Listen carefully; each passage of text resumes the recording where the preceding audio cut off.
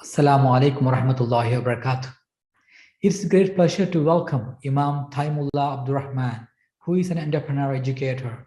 He spent a decade as a chaplain inside high security prison and was the first paid Muslim chaplain at Harvard University, where he taught Islamic polity at Harvard Divinity School.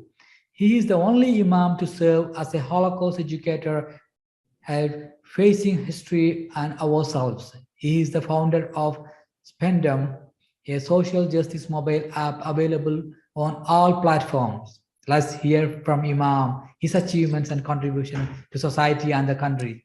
Please. Thank you. Thank you so much, Doctor. It's such a pleasure to be here. Ramadan Mubarak to you.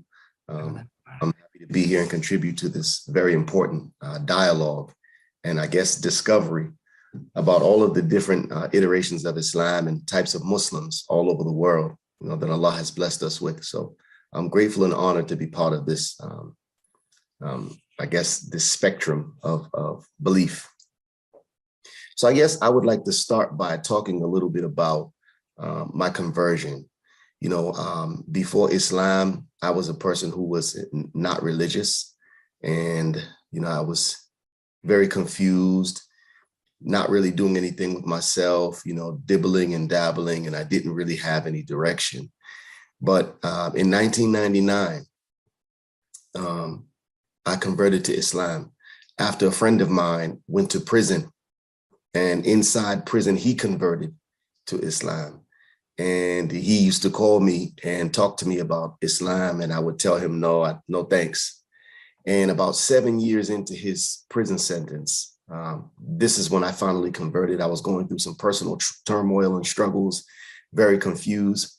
I was fighting for custody of my little son. And after I won custody of him, I did win custody. I felt as though this was a sign from God and that I needed to be better for my child. And so I converted to Islam in 1999, and I began to learn about the religion. I traveled overseas in Saudi Arabia briefly and studied and got some certification in Islamic studies from Al-Basira. And I came back, and believe it or not, I started working inside those prisons, the prisons that my friend was spending time in. So I guess what's unique about it, I remember my first day at prison as a chaplain, as an imam. When the gates opened and I saw all of the men, hundreds and hundreds of men filing through the prison yard, I felt as though that this is where all of the men were in society, all of the, at least Black and brown men, they were being housed. And I felt like it was my purpose. It was purpose driven, and this is where I should be. And so I spent 7 years inside a prison teaching Islam. But then I felt the need to, expand a little bit and expand my education. So I left prison and I went to Northeastern University, where I became a chaplain there. And I enrolled in a master's degree program because I felt two things: that the narrative around Jews and Christians in the community that I was in, it wasn't always healthy. And I felt like I wanted to explore myself. I'm the type of person that if I had listened to people about, what they thought in their opinion, I would have never become Muslim, right? And so I think it's important for us to have that experiential knowledge, that actually allows us to engage with the people and places that we've heard so much about, good and bad. And so I enrolled into a Christian seminary, actually, to get a master's degree in global interreligious leadership, Andover Newton Theological School. And there was some duality, because at the same time I enrolled in this Christian seminary, I also became an educator at a place called Facing History and Ourselves. And I was essentially a Holocaust educator. And so I was learning about the Holocaust and learning about the events and steps that led up to the Holocaust, and the Weimar Republic and the Third Reich and all of the stigmatizing that was going on and the marginalizing that was going on. And I recognized some of those signs. I mean, nothing is the same, but I recognized some of those signs, the dehumanization of human beings that I saw in the prison system. And so I was perhaps the only imam on the face of the earth at the time who was attending a Christian seminary while teaching the Holocaust. And so I found that a very unique part of my identity. And I attribute that to my mom, who converted to Islam along with me a few years after me. But she had always taught me, before you're any label, you're a human being. And so it was important for me to honor that narrative. And I learned so much about Christian theology, and I learned so much about comparative religion. And I used those tools. To build an identity based on inclusivity, based on being somewhat critical of the narrative that I've heard within Muslim circles around, the Jew and the Christian. And it really helped me to expand not only my verbal IQ, but also to take social emotional cues from the people that I spend time with, to judge people on how they are as individuals and not clump everyone together, rather than clumping everyone together into this monolith of, one-dimensional badness. I was able to, address people individually. One experience I had at the seminary, there were many different kinds of Christians, and one particular woman was a lesbian, and we went on a retreat to a monastery. We stayed at this monastery for a few days. And before we went to the monastery, there was a request. Does anybody have any special requests? And I said, I had my own room, but I said, I would like to request that if we have a shared restroom, that people be careful about their hygiene and take particular care to just be mindful that this is a shared restroom and that we keep it clean. It's very important in my faith that, these areas stay clean. So they all acknowledged it and said, okay.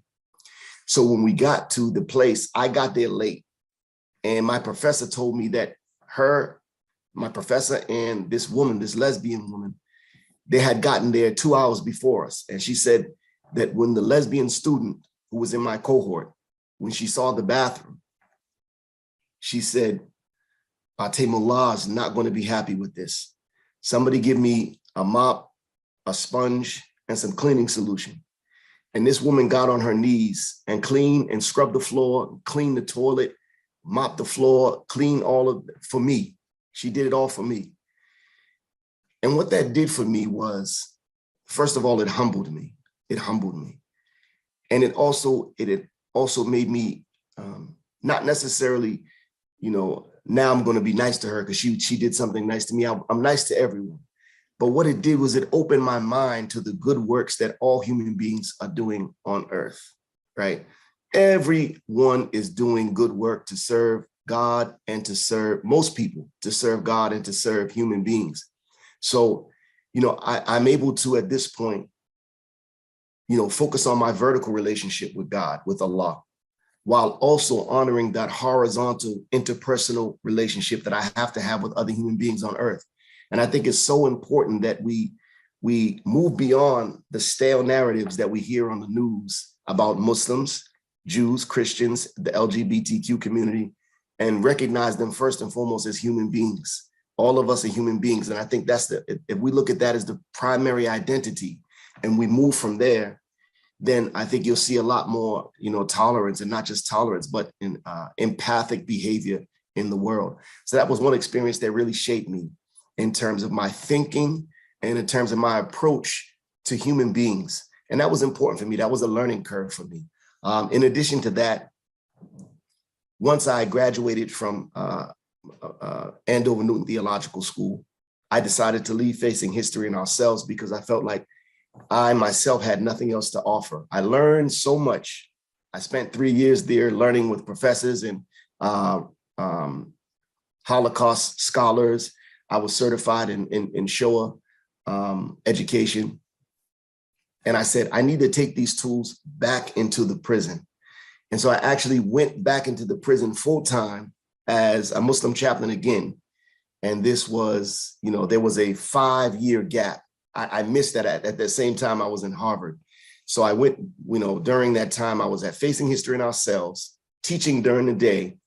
I would be at Harvard University, the first paid chaplain I was at Harvard lecturing and teaching at Harvard Divinity School at night. So I was getting home very late. I would spend about 5 hours at Harvard University from 5 p.m. to 10 p.m. every night, get home very late, study. And basically that was my routine for 5 years. And I spent 3 years, 2 or 3 years at Harvard. So after all of these tools I had gathered, this is when I decided to go back in the prison system.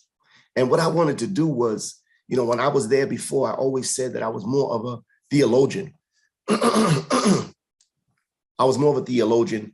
I was very much the ideologue, very much constricted by my own, by whatever was in the books. I had no kind of idea how to relate to human beings and how to apply those rules in a real world, pragmatic way. So I wanted to go back into prison and kind of demonstrate and model a less caustic iteration of my Islam that I had been growing into. So I went back in the prison system in 2018. And it was beautiful because I was able to, believe it or not, I was able to teach so many indirect strategies about tolerance and empathy and how to apply, you know, how to learn the rules of Islam, but then how they work in the real world, right? And how to honor your relationship with God, with Allah, while also demonstrating the highest ideals that Islam has to offer. You know, we have a rich and wealthy history of not just tolerance, but accommodation and facilitation for people from other faith practices. This is the tradition of our Prophet Muhammad sallallahu alaihi wasallam. And so without sounding like a person who doesn't have his own principles and convictions, which I do, I think it's important to measure those convictions and principles by a yardstick that allows others to be safe in spaces that are shared, right? When you have shared spaces, you have to make people feel safe. It's not appropriate. And it goes against the magnanimity of Islam when we begin to, you know, impose our personal convictions on people.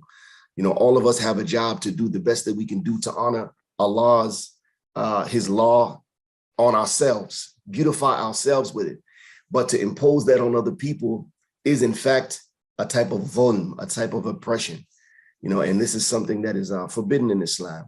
So I went back into prison and I really, you know, I was able to touch the men in a really meaningful way beyond just religion. And we got into like how people are shaped by the narratives that they grow up in, you know, so everyone kind of takes on, you know, their emotional trauma, the social baggage that they have, the family, you know, history of whatever is going on in the family, whatever the family dynamic is. You bring that into your Islam. You bring that into your Christianity. You bring that into your Judaism. You bring that into the world. And so I think that, you know, the men in prison, some of which who are brilliant, they had never kind of indicted themselves and asked themselves the tough questions about, you know, why did I commit this crime? Or, you know, why am I behaving this way? Or why have I behaved this way in the past? An important theme for me is several things. The first thing, and this is from Brian Stevenson. He's a very, very popular an attorney. He just had a movie put out on him called Just Mercy. Great book as well. He talks about how none of us are as bad as the worst thing we've ever done. And I think that's an important narrative for the incarceration setting, that they have to know that they're human beings and they're three-dimensional, and that none of us are as bad as the worst thing we've ever done. You know, imagine, doctor, if you were to be judged by the worst thing you've ever done, and that's the only thing people judge you on. I mean, the whole world would be guilty.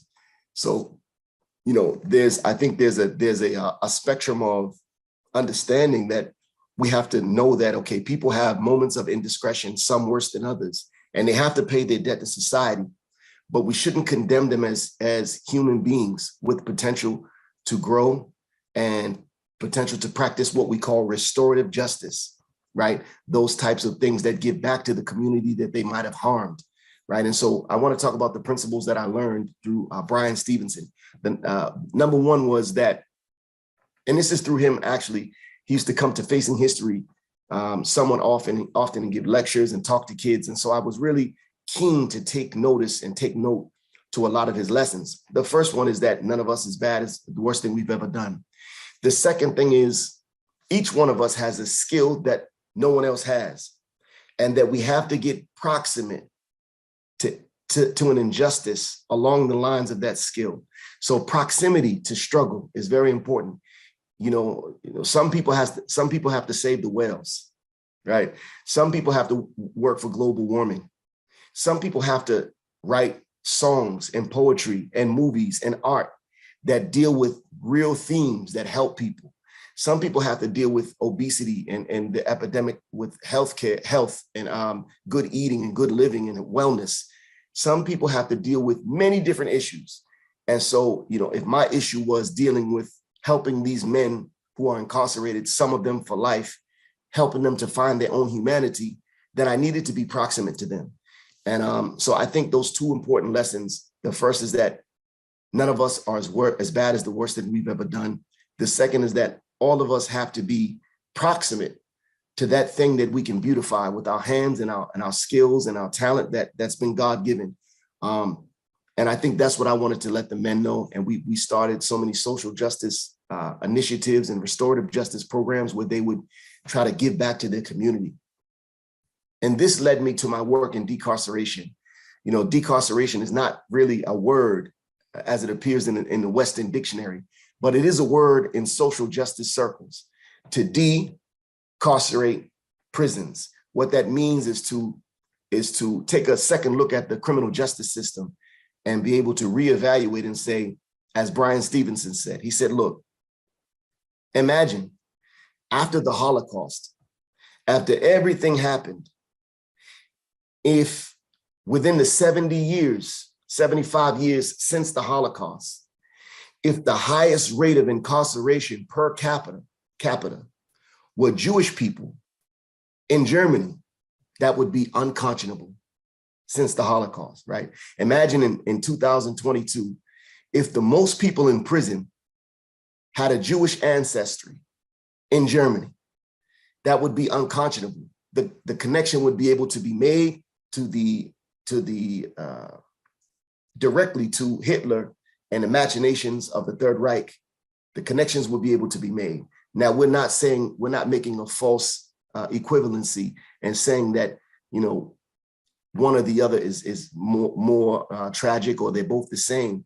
But we are saying that for Black and brown people to be incarcerated at the rates that they're incarcerated, considering the legacy and history of slavery and Jim Crow and the civil rights struggle and the 5,000 lynchings since the Emancipation Proclamation, we have to indict that. We have to investigate that narrative that says that it's a moral monologue, that Black and brown people are not, able to live up to the highest ideals and the best and brightest of the Western society, and say that it may be something based in the policy, right? And so, with that narrative, I'm able to work around decarceration, which is basically saying, let's revisit the sentencing rules in America. Let's revisit how men are being treated inside prisons. Let's revisit what it looks like to have a more holistic way, an organic way to repair these men, right? So that they would be able to, those who are re-entering society, those returning citizens, they would be able to really come home and contribute to the greater narrative of good citizenry and civic engagement and civil discourse. And so I guess that right now, that's my mission, is to be able to help decarceration and peacefully engage in those conversations that would lead to a more better understanding and enlightenment of, what prison life is really like and how the Black and brown families have been deeply devastated by the loss of their loved ones through incarceration. And that has led me to create an app, a mobile app. So during the quarantine, we were quarantined here for about a year, so to speak. It was during the time that the American Black man, George Floyd, was killed by police officers. And I watched on TV how the justice system was kind of skating around the issue. And then I watched how people took to the streets and began to burn things and flip cars over. And I thought to myself that perhaps there's a better way for people to engage in, politics, and usually like Dr. Martin Luther King Jr., he said that riots in the inner city are the voice of those who don't have a voice, right? So it's basically a cry out for help. We feel as though we're helpless, and this is the only way that we have any recourse is to take to the streets.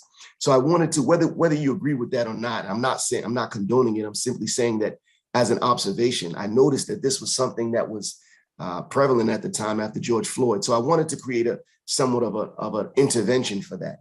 And so I created a mobile app called Spentum, SPENTEM, Spentum. And it's available on Android, on iPhone. And what it is this. It is a social justice app that calls for rapid response activism. So instead of, you being frustrated or feeling isolated and alone, you can download the app from the App Store on your phone, go to the website, spentum.com, and basically sign up and upload a short video, not unlike TikTok or Snapchat. You just upload a video and you tell your story. You pick from 6 categories: discrimination, harassment, immigration, incarceration, service, or abuse. So say you're having a problem with your landlord, or you're having a problem at university from a professor, or you're having another issue that is preventing you from, you're feeling like you're being abused or harassed or discriminated against. Maybe you experience discrimination in a store or against a business. You upload this video, and then essentially you tell your story. And then viewers are able to, instead of liking it or following, they can become allies. So they press an action button on their phone after watching your video, and they become an ally. And what an ally does is, it's a way for them to say, okay, what do you want me to do? You want me to email a superintendent? You want me to call a landlord? You want me to call a university? You want me to meet you outside and protest a particular business? So it's a way for rapid response activism to gather those who are in proximity to your problem, or those who are outside of your problem. Maybe they're in another state, but they can still make a phone call and send an email and say that this is an injustice. We need you to rectify this particular problem.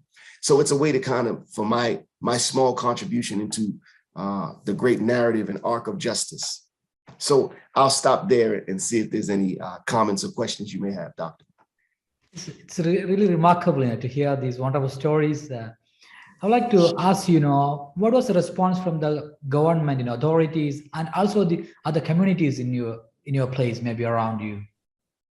Response to what exactly, Doctor? Yeah, this work, because you started from the prison, and then you are working with the community, and now it's with a new technology, all the things, So yeah. Response. Yeah, I mean, look, we're not anti-government, we're not anti-law, we're not anti-police. We don't believe in violence. We don't believe in disruption. We believe in peaceful civic engagement, right? And so we're trying to teach that through the app. As a government employee, myself being a prison chaplain, I respect the professionalism inside the prison. The men are treated well. They're not mistreated. It's not a place of abuse and torture.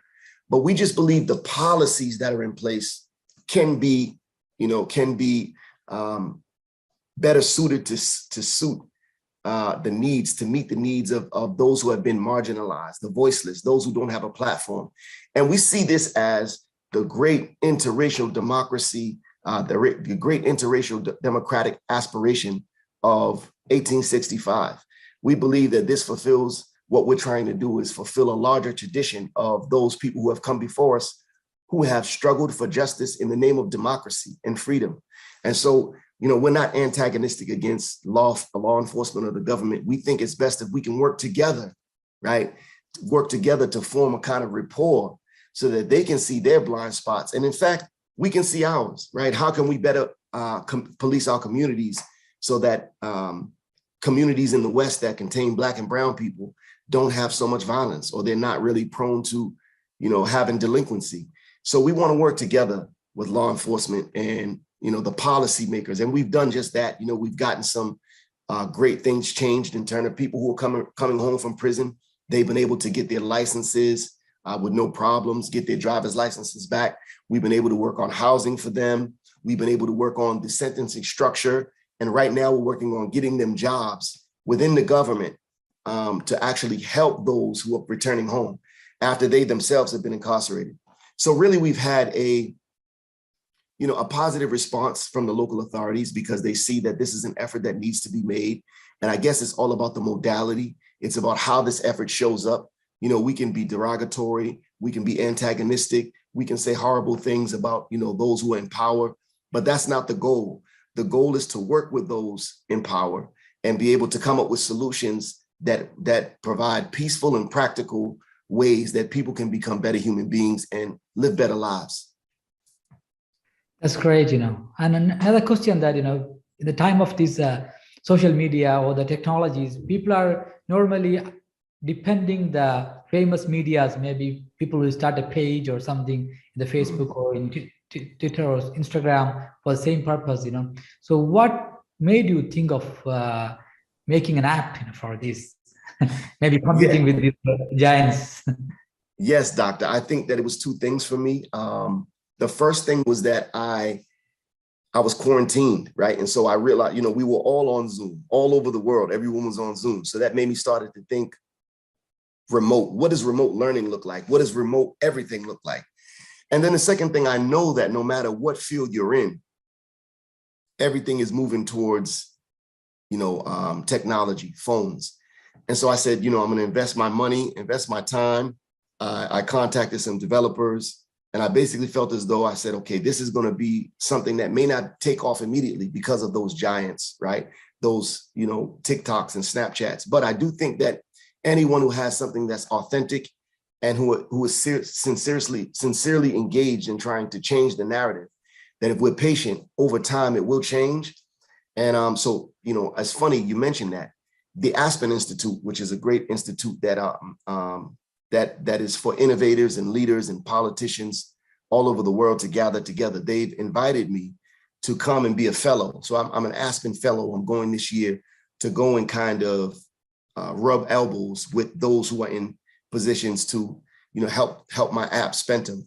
So I'll be going there this summer, spending some time in Aspen at the Aspen Festival to be able to kind of explore what it might look like for the app to be backed by people who are able to make it do greater things than what it's doing now. So if anyone is watching this, we encourage you to download the app, tell your story and get some help. Tell your story and get the help. Yeah, that's great. How is the impact, after telling the story, how we can resolve it, and what is the ratio of getting resolution through this app? Yeah, so right now it's just been launched. So we don't have any stories right now. We don't have any stories to tell. It just was launched last week. So what we're trying to do now is galvanize I'm galvanizing the reverends, the pastors, the rabbis, galvanizing their congregations to even know about the app. No one knows about the app. Obviously we don't have the money and the budget to get all of the ads and make all of the promotion necessary. So we have to rely on God at this point. We have to rely on Allah to do the work for us. We use our tongue, we put the effort forth, and then we rely on him and wait for his help. So I will tell you this, the measurable outcomes that we've had in the real world, meeting with politicians and advocating for returning citizens and advocating in different areas, I believe that that's very transferable. And we're going to see within the next year, we're going to see people using these apps in, unmeasured numbers. I really believe that. It's just a matter of people being educated about the app and learning how it works. Also, I just signed a deal for my second book deal. I have a book called 44 Ways to Manhood, published by the International Islamic Publishing House out of Riyadh in Saudi Arabia. That's my first book. It was published in 2018. But I just signed a book for my life story through Broadleaf Publishing. And so that will be coming out in 2024. And so I'll be talking about the app in that book as well. So I'm very hopeful that, in the next year or two, inshallah, God willing, as we say, that we're going to see people use the app for the right reasons at the right time. That's great, So nice to talk to you, and especially getting this new information. And your story is very inspiring. I hope our viewers and all other community will be benefited with that, and hope we will have more opportunities future in together, inshallah. Yes, Assalamu sir. alaikum warahmatullahi. Wa alaikum salam wa rahmatullahi wa barakatuh. Thank you.